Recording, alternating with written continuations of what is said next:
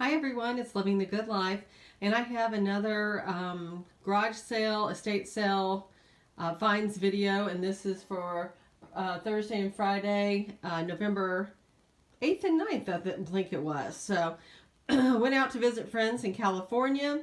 If you saw my video about the garage sale, the vintage garage sale that I went to in Pasadena, this is a continuation of what I went to. So church rummage sale was included in it as well as the Pasadena Rosebowl Flea Market. And my friends are just so generous in allowing me to pursue one of my passions for part of the time. So let's go ahead and see what I got.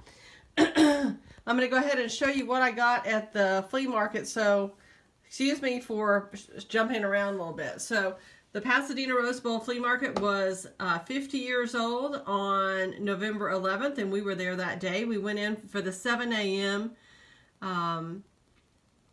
Entry time, and it cost $15 a person. Some people were still unpacking, so you know, it was a long walk. We walked 4 miles that day. I had my pedometer, so it was a long walk. Here's what I got. I got this King Edward VII commemorative plate. I believe this is from his coronation. Queen Victoria died in 1901. This is her son. They had his coronation in 1902. And here's a plate. It's not marked, but I thought it was fun, and it was $5. I'm going to skip over and show you these, which I thought, oh my, I've got something just like that at home. And there it was. This is Anchor Hawking. It's the red polka dot pattern.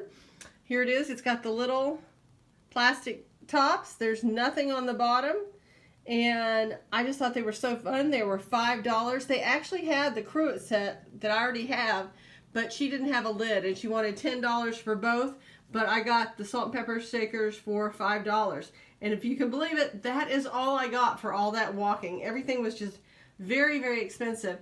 I recommend Karen Lebo's channel. She does flea markets and all in California, and I always tell her things are so much more expensive out there than it is other parts of the country. So that's all I could get. Everything else was very expensive. Every time I picked something up and said, how much is this? They'd say, it's sterling. I think that's why I'm picking it up. But yeah, the closest I got to buy anything sterling was 3 salt shakers for $22. But they had glass liners, and they were weighted. So that just, you know, it's probably fine, but I just decided to pass because I had to carry all this back on the plane. Also went to a church rummage sale. We were about number 22 in line. They let 25 people in. I ran in. Where's the jewelry? I got back there. They would only let 3 people look at jewelry at a time. The first guy in line got $80 worth of jewelry. The next couple of people got $20, $40. So these are the scraps that were left. And I had to go fast because they said they were going to time us, and it was very difficult to do this. So the first thing I got was a little baggie, and it was $1. And I thought I saw something good in here because I thought that these were sterling, but they turned out not to be. So they had an assortment of vintage and different costume jewelry. I forgot what this is. Look there for a minute while I look. Oh, it just says West Germany for those kind of vintage, dangly kind of things. Some 1980s. And then that was included in it too. Also for $1, I got this. This is sterling with the little cordage. And it was $1. There's this. I was very hopeful that this would be something, but it turned out it wasn't. It was $1 as well. Let's get down here, and for 50 cents, I got this little brooch. It's painted on ceramic. Well, that's probably the top. But I just thought it was pretty. I got this little bell, which I overpaid. It's sterling bell, $2. I got this. This was probably one of the better things that I got. It's a Native American pendant, $1, no marking on it at all. It should be sterling. I also got these. They used to look like Native American. They were 50 cents. Let me move back here so you can see what it is. But they also look like sterling. And I haven't tested them yet, but I don't know what that is with that little red marker. They're mainly bluish gray, blue, and with that little red mark across there. Then I got this. I shouldn't have bought this. This was a pen, coral pen, and I let the words throw me. I thought it might be sterling with a gold overlay. I cannot find a mark on it at all. So, you know, I'll be lucky to get any money back on that if I ever decide to sell it. There was this bracelet with the black flowers incised into it. There are 2 marks, and it looks like Asian marks. Sorry, I'm having trouble with my hand. Right here in the middle. And I'm not going to be able to get a very good look. There they are. That's the best, probably the best as I'm going to look. And they're going to be in the to be tested bag because my acids are too old right now. Also, at that flea market, at that vintage garage sale, here's what I got. I got this spoon for $1. There are no marks on it whatsoever. Probably isn't sterling, but I'm going to test it and see.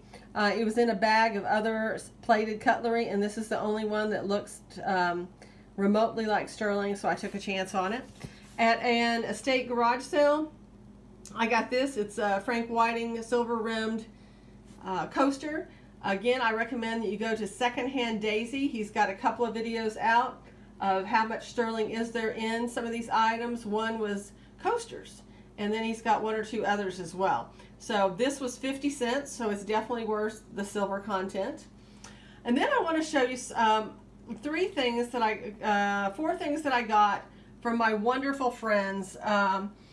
My friend's husband has been in the antique jewelry business for a very long time. He would sell at the flea markets, sell online, etc. He's trying to clear out stuff. He knows I collect RS Prussia, and that's what this is. This is California Poppy, and it is a celery dish from around 1905, 1910.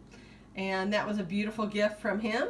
I also got these. This is a set of 2 reticulated, which is what they call this punch work. It's all punched through all the way around.